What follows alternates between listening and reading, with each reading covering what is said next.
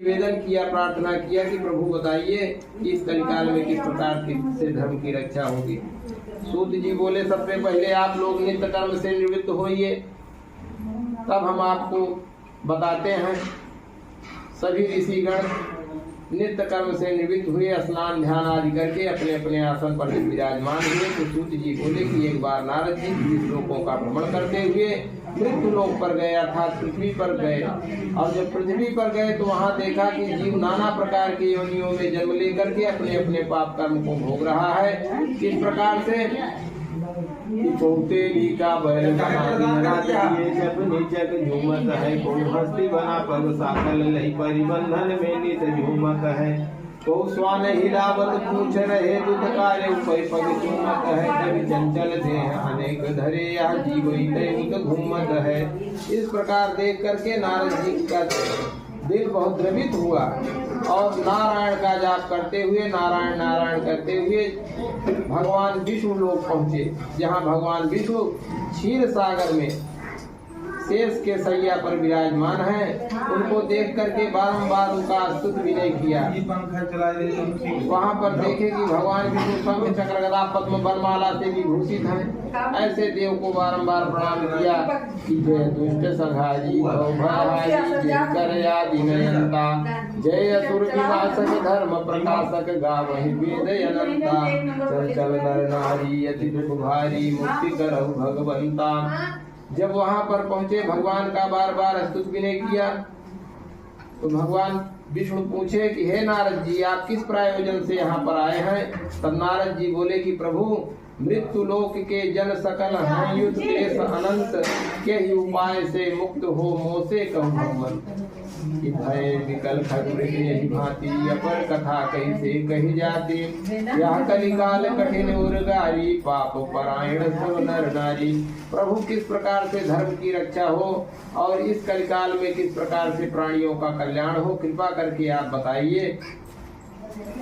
भगवान विष्णु बोले कि हे नारद जी, जितने भी जीव जंतु हैं सब हमको प्रिय हैं, क्योंकि सब हमारे ही बनाए हुए हैं। और उन जीव जंतुओं में मनुष्य अति प्रिय है। मनुष्यों की तुलना में ब्राह्मण हमको अति प्रिय है। सब मम प्रिय सब मम उपजाए, सबते अधिक मनुज मोहि भाए। तीन माह द्विज द्विज माह प्रतिधारी, तीन माह निगम नीत अनुसारी। और ब्राह्मणों की तुलना में जो नित्य कर्म पूजा पाठ करने वाला ब्राह्मण है वह हमको अति प्रिय है। इसलिए हे नारद जी, हम आपके स्नेहवश एक छोटा सा व्रत विधान बताते हैं, जो सत्यनारायण व्रत कथा है। इस कलिकाल में सभी को मनोवांछित फल प्राप्त करता है, धन धान्य आदि से परिपूर्ण कराता है। नारद जी बोले, प्रभु इसका क्या फल है, क्या विधान है, इसको कब किया जा सकता है, कृपा करके विस्तार पूर्वक बताइए। भगवान बोले, सत्य कथा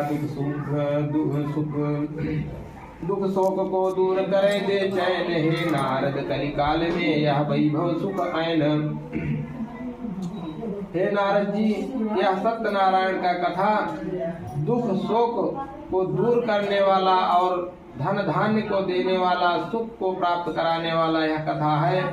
जो भी धर्म से समन्वित होकर के श्री सत्यनारायण प्रभु का व्रत किसी भी दिन सायंकाल को करेगा, अपने बंधु बांधवों सहित और नैवेद्य के रूप में उत्तम कोटि का भक्ष्य सामग्री अर्पण करेगा, जिसमें केले का फल, भित, गेहूं का चूर्ण, उसके अभाव में चावल का चूर्ण अथवा शर्करा से निवेदित भगवान को भोग लगाएगा। और धर्म से समन्वित होकर श्री सत्यनारायण प्रभु का यह व्रत करेगा, निश्चय ही वह मनोवांछित फल को प्राप्त करेगा।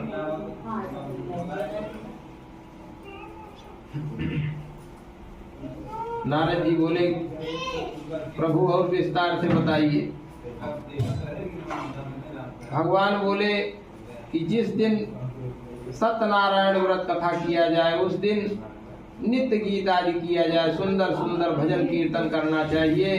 और जब अपने अपने घर जाने लगे तो भगवान का स्मरण करते हुए जाए। ऐसा करने से मनुष्यों को मनोवांछित फल प्राप्त होता है। विशेषकर इस कलिकाल में इस पृथ्वी तल पर इससे छोटा उपाय और कुछ भी नहीं है। इति श्री स्कंद पुराणे रेवाखंडे श्री सत्यनारायण कथायां प्रथमोऽध्यायः। लो वृंदावन बिहारी लाल की।